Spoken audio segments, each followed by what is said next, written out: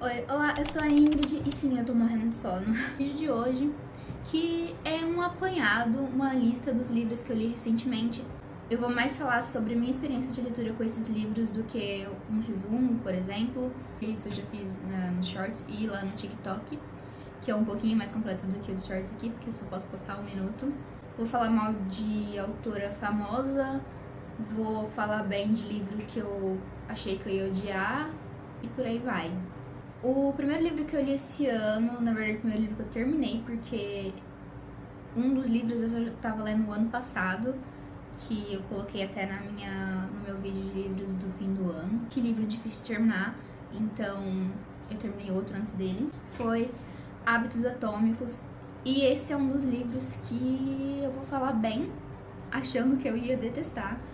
Não detestar, porque eu sempre ouvi falar muito bem desse livro, mesmo ele sendo autoajuda, embora eu já ouvi falar bem de livros de autoajuda e eu continuei tendo preconceito, porque assim, eu tenho bastante preconceito com autoajuda, mas eu li bastante recentemente, o que me surpreendeu muito. Então, mas esse Hábitos Atômicos é um livro que, assim, eu já meio que sabia todo o conceito dele, de assistir vídeo de produtividade, coisas do tipo, porque ele é um livro bastante popular dentro dessa comunidade de produtividade e assuntos desse tipo, mas principalmente essa questão de criação de hábitos. Muito provavelmente todo mundo já leu, não sei, mas é um bom livro, realmente, eu achei bem interessante. Realmente, comparado com a ideia que eu tinha de autoajuda e com alguns outros livros que tinham me feito criar esse preconceito mesmo, que eu já tinha tentado ler, ele é bem mais prático. Esse é um livro que foi publicado em 2018, então ele é bem atual. Eu achei os exercícios bem práticos, digamos assim, bem fáceis de acompanhar.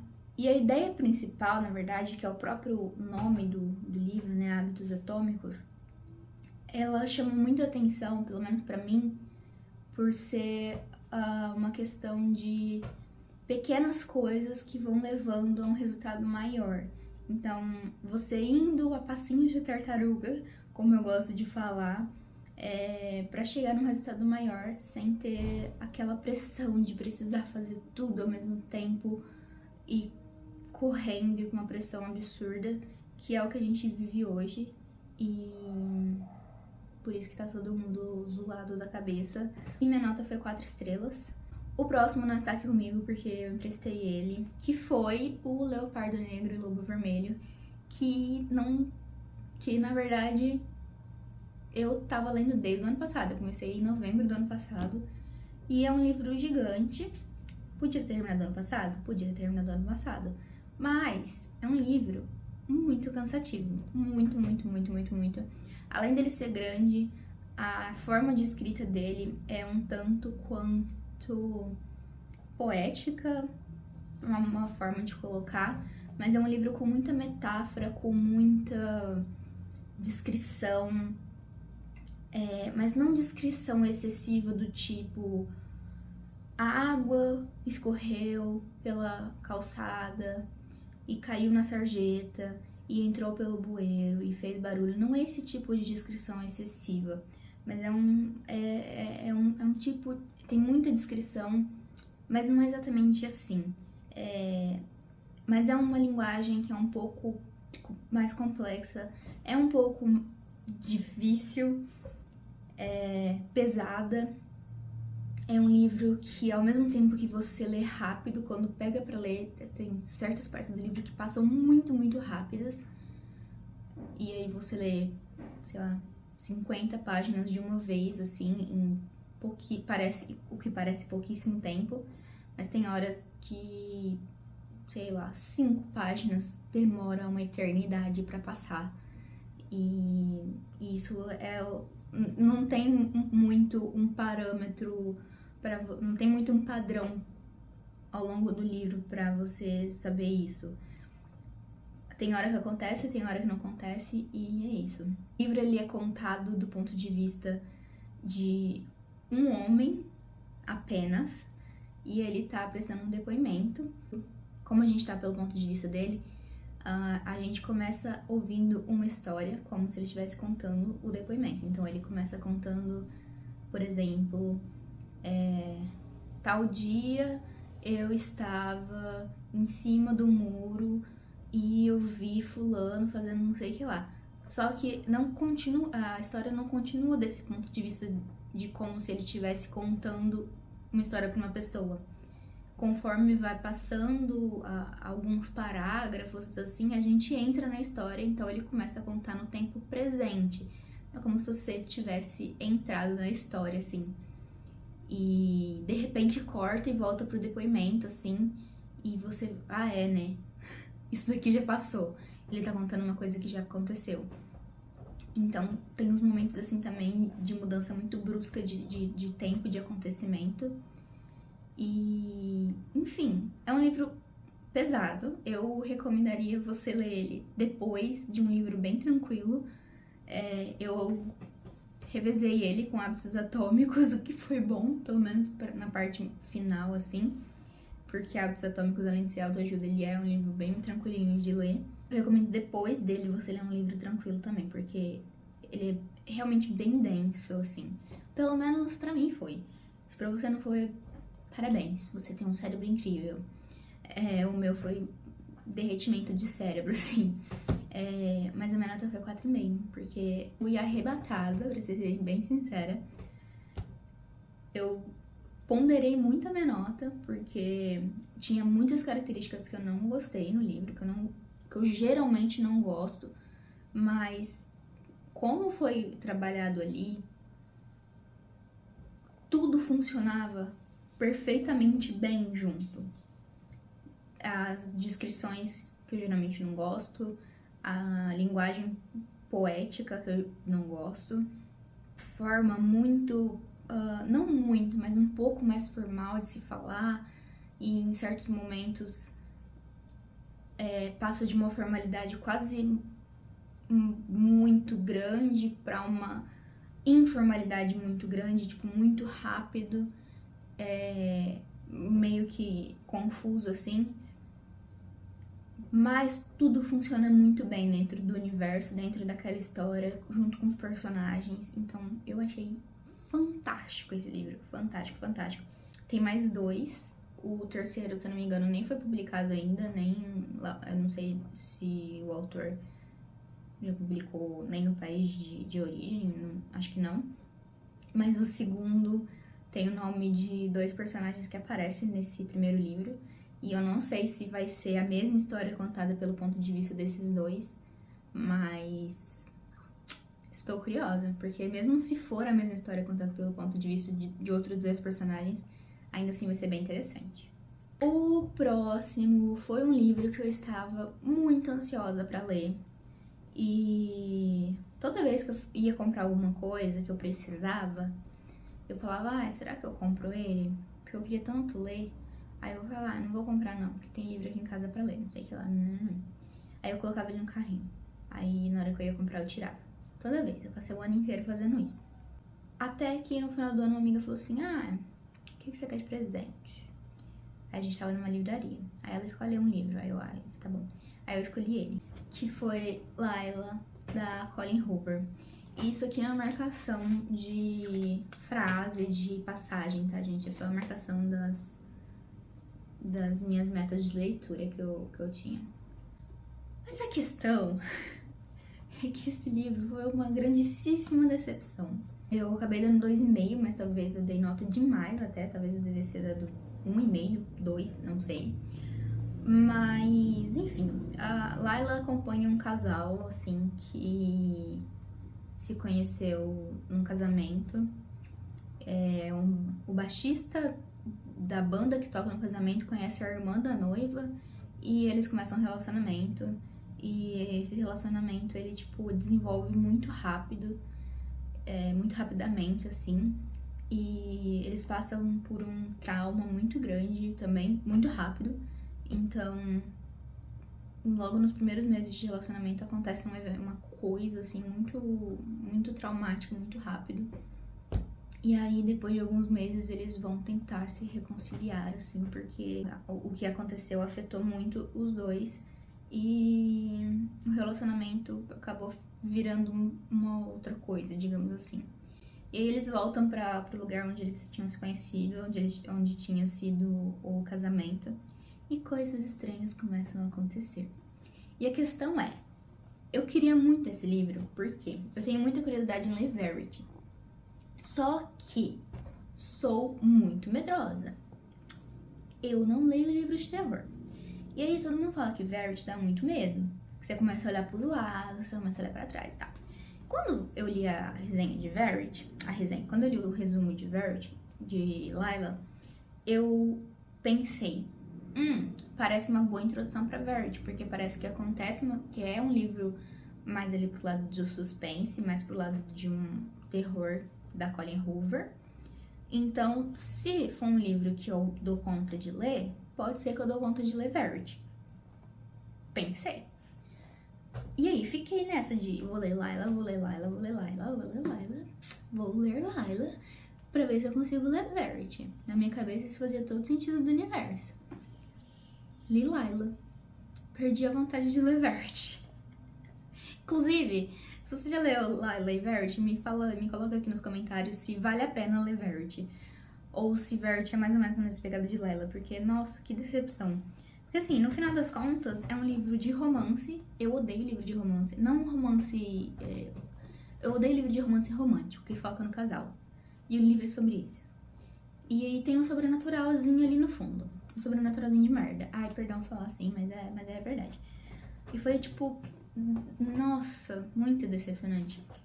Tem uma amiga minha que ela falou assim, eu queria ler lá. Ela falou, não lê não. Aí ela me mostrou uma lista que ela tem que ela vai comprar, que ela quer comprar alguns livros e lá ela tava lá. Aí eu, não compra não, eu te empresto, não gasta dinheiro com ela. Nossa, sério, foi uma decepção que eu ainda acho que 2,5 é muito. E, enfim, essa foi minha primeira experiência com Colleen Hoover e minha única alternativa até o momento ainda é Verity. É o único livro dela que eu ainda tenho um pouquinho de vontade de ler, não é nem muita, mas se eu for ler vai ser só Verity, porque os outros é tudo de romance, né? Mas assim, Lila, não. Depois eu ouvi, na verdade, Desconstruindo a Ansiedade. Eu queria muito ler o livro. Eu achei bem interessante essa questão de desconstruindo a ansiedade. Eu lido com ansiedade diariamente. Ansiedade, depressão e compulsão alimentar. Então, eu queria ver o que... Enfim, meio que eu entrei nessa onda um pouco de autoajuda e eu nem sabia se esse era ou se era um livro mais técnico, mas eu vi o nome e queria ler. E tem um canal aqui no YouTube que eu vou deixar aqui na descrição pra vocês, que eu achei bem interessante, que tem uma moça que ela lê os livros, então você consegue ouvir os livros, são tipo audiobooks, e eu achei bem interessante. É um livro, se eu não me engano, é um psiquiatra, eu já esqueci, péssimo, mas eu acho que ele é um psiquiatra que ele fala sobre o programa dele de... Também a gente volta aqui em questões de hábitos, mas basicamente ele fala que a ansiedade, ele é um mau hábito que a gente tem, que as formas da gente reagir à ansiedade são maus hábitos, e como formas que a gente pode lidar com isso de maneiras mais saudáveis, assim. Assim como no Hábitos Atômicos, eu achei maneiras simples também, são coisas que, se você for se forçando a ser coisas conscientes inicialmente, com o tempo vão se tornando coisas inconscientes, hábitos que você provavelmente adota de maneira inconsciente mesmo. Divide o tratamento dele no que ele chama de 3 marchas, e é bem interessante como ele lida do ponto de vista médico mesmo, e como ele coloca isso junto com formas não médicas de tratar, e vindo de um psiquiatra também, sem medicamento. O livro ele não trata de medicamento, ele não... Se ele trata, eu não lembro de ouvir. Ele fala muito sobre mindfulness, que é uma forma de meditação. Então ele usa muito coisas que, digamos, que a gente mesmo possa usar o nosso próprio corpo, a nossa própria mente, para ajudar nos hábitos mentais. E é bem isso mesmo, são hábitos muito de pensamento, porque o mindfulness, ele é muito sobre você estar aqui, prestando atenção no que está acontecendo agora. Você não está pensando no que já aconteceu, que tem muita... pode ter muita influência da depressão, e o que vai acontecer, que geralmente é sintoma da ansiedade.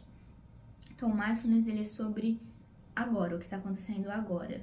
Geralmente, as meditações têm a ver muito com você prestar atenção na sua respiração. É uma das formas mais simples de você praticar o mindfulness, você prestar atenção na sua respiração no momento. O livro é muito sobre isso. Ele fala muito sobre o uso do mindfulness dentro ali da desconstrução da ansiedade, realmente. E acabei dando no 3,5. E o último livro que eu li foi A Natureza da Mordida, da Carla Madeira. E esse livro me destruiu completamente. Esse livro foi 5 estrelas, favoritadíssimo, inclusive entrou pro meu favoritos da vida. Por motivos muito pessoais, eu acredito que não vão ser muitas pessoas que vão ter esse livro como favorito da Carla Madeira, por exemplo. Eu não li The Hill, não tenho muito interesse no The Hill, mas provavelmente vou ler. Mas não tenho muito interesse. Mas eu imagino que, pelo que eu já ouvi sobre The Hill e mesmo Véspera, vão ser mais, outras pessoas vão preferir, mas esse daqui me pegou mais em questões pessoais. E foi... Nossa, incrível. Que livro maravilhoso, que livro maravilhoso. A escrita desta mulher é assim... Inclusive, falando sobre a escrita dela, Carla Madeira escreve de forma poética. Que, se vocês lembram, eu acabei de falar que eu não gosto. Mas ela estava me, talvez, fazendo mudar um pouco essa visão. Ou porque eu já tinha lido Véspera, eu não estranhei tanto nesse livro, eu já achei mais tranquilo de ler. Mas também nós temos 2 personagens aqui bem... Aliás, uma personagem aqui bem doida, digamos assim. Então, a escrita combinava muito com ela. Fazia parte do personagem, basicamente. Não parecia nada fora de contexto. E... Enfim, a gente vai ler essa história do ponto de vista de 2 personagens, que é a Olivia e a Bia. Cada uma tá lidando com problemas de relacionamento da sua forma. A Bia tá lidando com problemas de relacionamento com a sua filha e a Olivia com uma amiga de infância. E aí elas se encontram por um acaso. A Bia tinha sido psicanalista, no momento ela já tá mais idosa, ela tá num processo já de demência, assim, ela já tem a mente mais debilitada, então ela não tem uma memória muito boa. E quando ela vê a Olivia, ela fica basicamente encantada, assim, pela Olivia. E a Olivia tá sentada no lugar preferido dela, num sebo, numa banca de jornal. E ela fica em dúvida entre mandar a Olivia sair de lá e conversar com a Olivia, já que ela ficou encantadíssima pela Olivia, assim. E aí as 2 começam uma amizade. E, enfim, a história delas vai meio que influenciar na vida uma da outra, uma dando pitaco na vida da outra. E é isso. Conforme vai passando a história, você... É um livro sobre histórias, de novo, só que histórias muito reais, e que parece que você tá ouvindo uma vozinha contar pra uma... Não sei, pra uma amiga que ela acabou de fazer, ou uma pessoa que você acabou de conhecer na rua. Sabe quando você vê uma pessoa que, não sei, parece que você tá tendo um dia péssimo no ponto de ônibus, e aí, do nada, essa pessoa começa a desabafar com você, você nunca mais vai ver ela na sua vida, e essa pessoa começa a desabafar com você e você ouve. E aí é tipo isso, é essa sensação, sabe? Essa maquiagem, inclusive, tem a ver com ele. Como eu disse, vai lá ver a resenha, o resumo. Maquiagem, já foi ver? Já viu? Vai ver de novo. Enfim. E é com este livro, amorzinho, com esse amor em palavras, em páginas, em capa linda, porque, aliás, olha, eu sou essas capas da Carla Madeira, que eu até agora eu não sei se é esse, acho que é Daniel de Jesus, né, que é o designer das capas. E esse daqui, com esse corte, também é maravilhoso. Caso você tenha visto esse livro e falado, nossa, que... sei, superestimado, não é superestimado. Não é superestimado. É um amorzinho. A Bia tem uma palavra incrível que eu queria deixar aqui pra vocês antes de terminar o vídeo. A vida, essa senhora banguela, não teme a feiura e faz coisas medonhas com sua boca murcha que não lhe inibe as gargalhadas. Ao contrário, gosta de nos exibir a extensão da mordida que nos dará com deboches e ironias ao invés de dentes, para nos fazer pagar a língua enquanto giramos estonteantes para lá e para cá entre suas gengivas. E essa é a Bia, gente. Enfim, esse foi o vídeo. Espero muito que vocês tenham gostado e eu espero vocês no próximo.